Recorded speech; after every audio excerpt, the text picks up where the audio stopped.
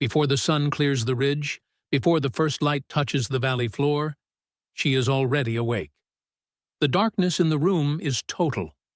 The cold is not a suggestion.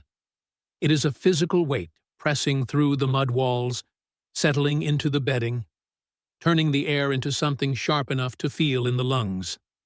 Outside, somewhere above the village, the mountains hold their silence the way they always do.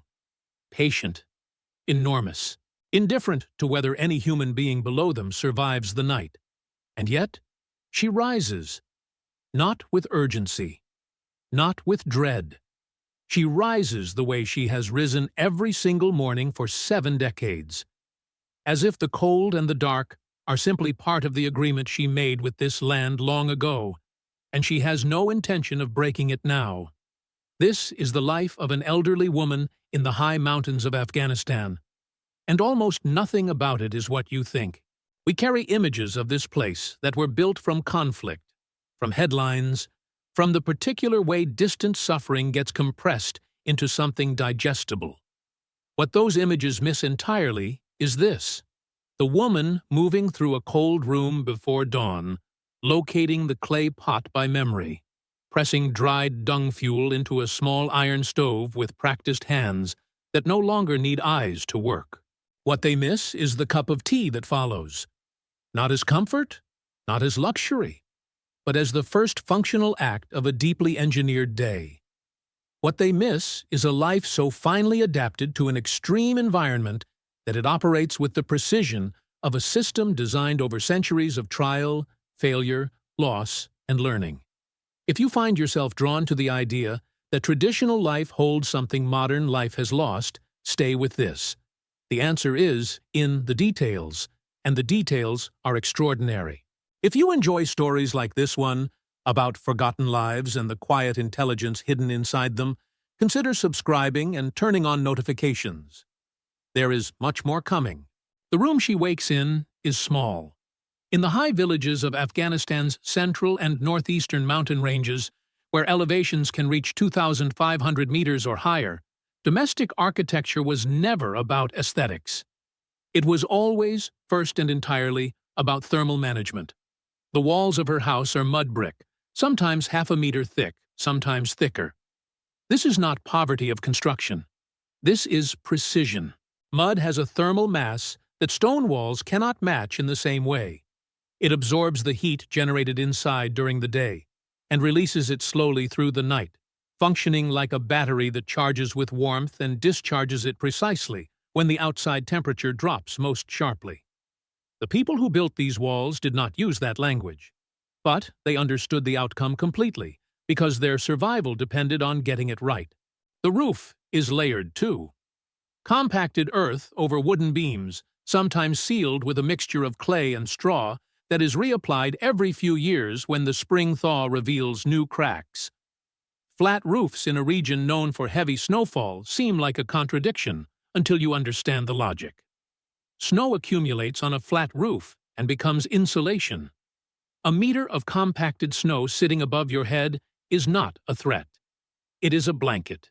The structural engineering required to hold that weight is significant, and the timber beams used for this purpose are selected with care, seasoned before use, positioned to distribute load toward the walls rather than the center span.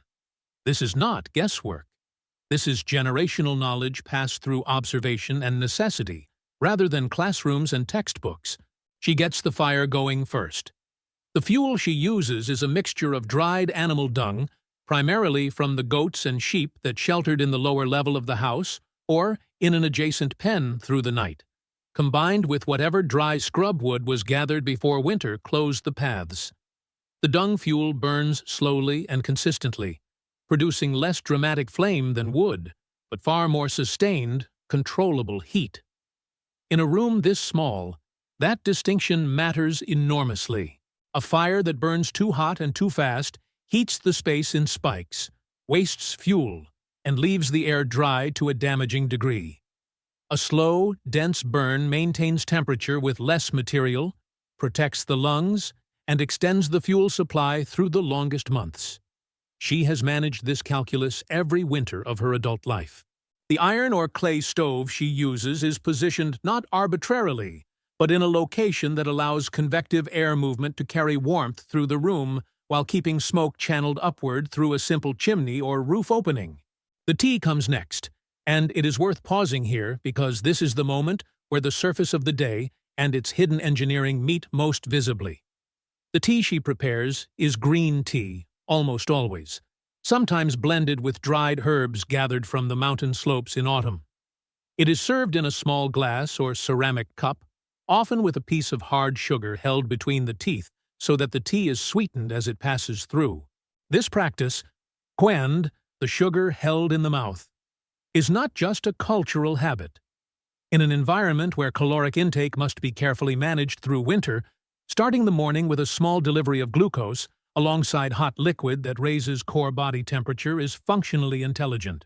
The warmth of the tea begins the process of waking the body's internal systems after hours of minimal movement cold. The sugar gives the first spike of usable energy before any real food is prepared. She drinks it slowly. There is no rush. Not because time is abundant, but because she has learned, or perhaps never had to learn, because it was simply the rhythm of this place, that the morning's first hour is the hour of preparation, not of action. By the time she has finished the tea, the room is warmer. The stove has been doing its work. The light outside has shifted from black to blue-gray, and the mountains are beginning to appear in outline against the sky like something slowly remembered. What happens next is where the real weight of this life becomes visible. She does not have the option of deciding not to work. In the high mountain villages of Afghanistan, particularly in winter, survival is not passive. It is a daily negotiation with the environment. The water source, a spring, a stream, a carved channel from snowmelt, may be partially frozen. The path to it may be covered in compacted ice. Fetching water before the day's cooking can begin is a task that requires physical balance, thermal protection for the hands and feet, and the spatial knowledge of a terrain that changes its character with every freeze and thaw cycle. She knows where the ice forms thickest on the path by the wall. She knows which stones have loosened since the last heavy snow. She navigates it the way a navigator uses stars, not by looking down, but by holding a map in the mind that was built from decades of walking the same ground. Her clothing for this task is not decorative. The outer layer is heavy, often wool from the family's own sheep, processed by hand through a series of cleaning, carding, spinning, and weaving steps that represent months of accumulated labor. Wool's thermal properties are well understood now in the language of outdoor equipment and fabric science, but they were understood here long before that language existed. Wool retains warmth even when wet. It regulates moisture against the skin. It does not ignite easily near open flame. It is durable across years of hard use. The specific way she wraps and secures her outer garment for outdoor work in winter is a learned choreography. Arms free for movement, torso sealed against wind, head and neck protected by a scarf wound in a particular way that leaves the face exposed but shields the ears and the vulnerable zone where cold enters the collar. Every element of this has a reason. None of it is accidental. The snow outside the village right now, and there is always snow from late autumn through early spring at these elevations, is not only a difficulty, it is also a resource. Packed snow can be melted for additional water when the primary source is blocked. It can be used to store certain foods in shaded areas, acting as a natural cold preservation system. It compresses pathways between houses into channels that, once established and maintained by daily foot traffic, become navigable corridors even in heavy snowfall. The village in winter organizes itself around these channels. The social geography of the community is partly defined by who walks which path, who maintains which section, whose door faces which direction, so that the wind does not drive snow against the entrance and seal it. She knows all of her neighbors' doors. By mid-morning, the cooking fire is serious. The main meal preparation in these mountain households often begins before what most people would consider mid-morning, because the process is long and fuel management demands an unhurried approach. The bread she makes, a flatbread cooked directly on a heated clay surface or inside a small clay oven, requires dough that was prepared the night before, left to rest in a covered vessel near the warmth of the residual fire.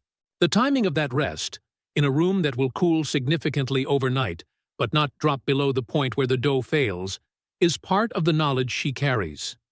If the room is too cold, the dough stiffens and does not rise correctly. If the fire was banked too aggressively the night before, the vessel is too warm and the dough over-ferments.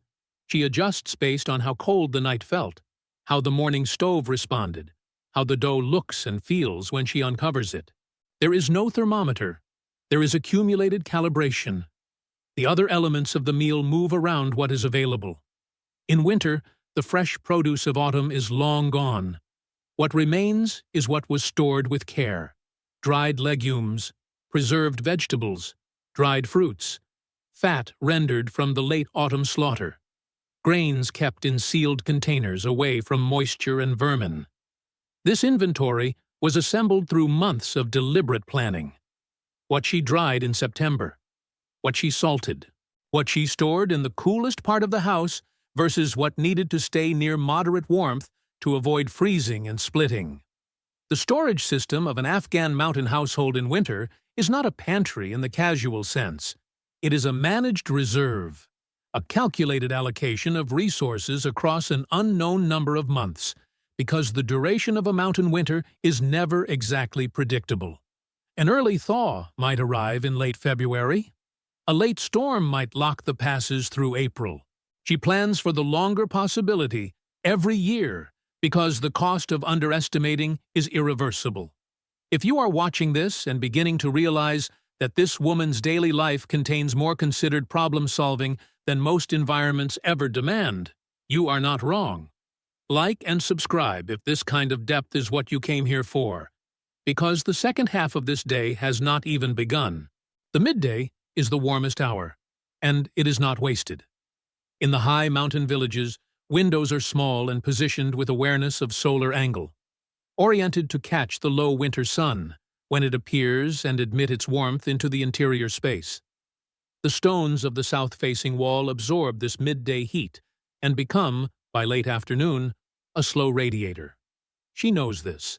The area of the room near that wall is where she places the tasks that require her to sit still for extended periods: mending, spinning, sorting dried goods, attending to any small repairs of fabric or tool that the household requires. Sitting still in a cold environment accelerates heat loss.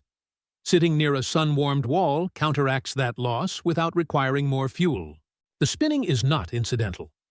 The wool that becomes thread, that becomes cloth, that becomes clothing and blankets, and the covers that make sleeping in a winter room survivable. This entire chain begins with her hands moving a spindle in the afternoon light. One woman's spinning output across a winter, combined with weaving in spring, produces material with specific measurable insulating value that directly affects whether the family survives the following winter in good health. It is quiet work. It does not announce itself, but its consequences are as serious as any construction project. The afternoon also brings social contact, and this dimension of mountain life is often misread by outside observers. The image of isolated, solitary, elderly women in traditional societies carries an assumption of loneliness that is frequently wrong. In these villages, the houses are close. The paths between them are maintained. Women visit one another in the afternoon hours, not as leisure in the modern sense, but as functional social practice that serves multiple purposes simultaneously. Information is exchanged: which path is impassable, whose goat is sick, whether the smoke from a particular chimney stopped rising at the wrong hour. These observations matter. A house where the fire has gone cold in the wrong way may mean someone needs help. The social network of a mountain village is also a monitoring system, and the elderly women who have lived in it longest are its most experienced nodes. She has buried a husband. She has sent children to valleys farther away. She has watched neighbors leave and not return. The world has moved through this village in ways that were not gentle, and she has moved with it while staying exactly where she is. This is not stubbornness. It is a form of knowledge-keeping that communities depend on in ways they rarely articulate. She knows the name of every spring within 2 hours of the village. She knows which slope produces the best herbs in late June. She knows how the river below sounds in the days before it floods, and she knows which sound means the water is still safe. This knowledge does not exist in any written form. It exists in her, and in the handful of others of her generation still living in the same elevation. The late afternoon is when the cold returns with intent. The sun drops behind the western ridge early in winter, sometimes by 3 in the afternoon, and the temperature falls quickly, not gradually. The transition from afternoon to early evening in a high Afghan mountain village can mean a drop of 10 degrees or more within a single hour. She has the fire rebuilt before that drop arrives, not after. The window of warm room temperature from midday solar gain is narrowing, and the stove must be producing consistent heat before the walls begin releasing more cold than they retained. Getting this timing wrong means spending an hour in discomfort, waiting for the room to recover, burning more fuel than necessary to bring the temperature back up. Getting it right means the room stays within a livable range through the transition without interruption. The evening meal is lighter than the midday meal in most Afghan mountain households, particularly in winter, and this is another piece of adaptation that has a physiological logic. A heavy meal late in the day consumes fuel for digestion, at a time when the body needs to be preparing for sleep and the energy conservation that comes with it. A lighter evening meal, tea, bread, something preserved, sometimes a thin soup made from the remains of the midday pot, delivers enough caloric input without demanding the metabolic work that would disrupt the slow cooling of the body into sleep. She eats without excess, not from scarcity alone, but from an understanding of what the body requires at this hour, built across a lifetime of eating in alignment with the rhythm of this climate. The night preparation is its own discipline. The bedding she uses is layered. Felt pads, heavy blankets, sometimes quilts padded with cotton or wool batting, all of it arranged in a specific order that creates a sealed thermal envelope around the sleeping body. The floor, if she sleeps on the floor as is common in these households, is covered with kilim rugs and additional felt underlayers, because the greatest heat loss in a room without wooden flooring comes from ground contact. A sleeping person in direct contact with an earthen floor loses body heat rapidly. A sleeping person on 3 centimeters of wool, felt, and woven rug does not. The difference is the difference between waking rested and waking depleted. Before she sleeps, she banks the fire. This is a precise action, not extinguishing it. Leaving the fire cold through the night means a dangerously cold room by morning, and a cold start that burns more fuel than necessary to recover. Not leaving it too active. A fire burning too freely through the night in a sealed room is a risk, and it also wastes fuel that will be needed tomorrow. Banking means reducing the fire to its minimum viable state. Enough glowing mass to hold heat in the stove and release it slowly. Enough residual combustion to carry the room's temperature through the coldest hours without dropping below a certain threshold. She achieves this with a specific arrangement of the remaining fuel material and a damping of the air intake if the stove has that mechanism. She has done this every night of every winter for as long as she can remember. She does not think about it the way we might think about adjusting a thermostat. She simply does it. And it is correct. The village outside her door at night is almost completely dark. There are no streetlights at this elevation, no ambient glow from surrounding development. The stars, on clear nights, are fully visible in a way that people living near cities never experience. The mountains are present in the dark as a felt absence, enormous shapes against the sky that block certain stars, that hold the cold in their mass, that will send their snowmelt down through the spring and summer into the streams that water the gardens and sustain the animals. She has watched these mountains every night of her life. She does not find them threatening. She finds them reliable. This is perhaps the most difficult thing to communicate about her life to someone living elsewhere. The relationship between an elderly Afghan mountain woman and her environment is not a relationship of endurance. It is not a story of suffering bravely borne. It is a relationship of deep, practiced fluency. She knows this place the way a musician knows an instrument, not through documentation or instruction, but through thousands of hours of direct engagement until the responses become automatic, the adjustments become intuitive, and the instrument and the player begin to feel, from the outside, like a single thing. The tea at dawn, the fire before dark, the bread from dough she set last night, the path she navigated by the memory of ice, the spinning in the south-facing afternoon light, the banked fire that holds its temperature until morning. None of it is small. None of it is simple. Every element is the surface expression of a system that was tested across generations and refined into something that works with remarkable consistency in one of the world's most demanding thermal environments.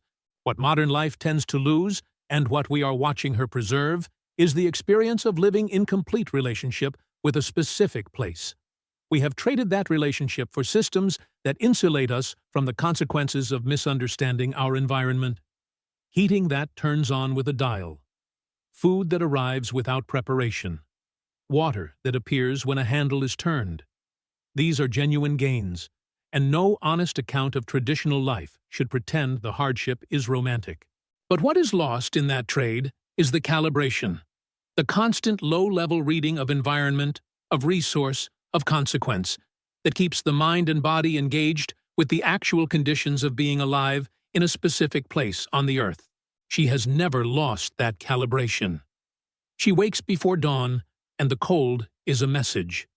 The sound of wind against the north wall is information. The way the dough feels under her hands in the morning tells her something about the night that passed. She reads these signals not as inputs to be processed, but as a conversation she has been having with this mountain environment for 70 years, in a language that was old before she was born. The mountains hold their snow. The morning comes slowly to the valley. The fire wakes before she does, in a sense. Its warmth is the first thing she registers as consciousness returns, and she lies for a moment in the sealed warmth of her bedding, aware of the cold just beyond it, aware of what the day requires, aware in the specific way of someone who has never outsourced the understanding of where they are and what that means. Then she rises, and the day begins again with a cup of tea and the mountains outside, exactly as it has every morning of her life. This is a world that most people will never see, and that documentation rarely captures with honesty. If this story gave you something, a deeper understanding of what human adaptation actually looks like when stripped of everything unnecessary, leave a comment below. Tell us which life, which place, which forgotten system of survival you want to see explored next. And if you are not yet subscribed, this is the kind of content this channel is built to bring you every time without compromise.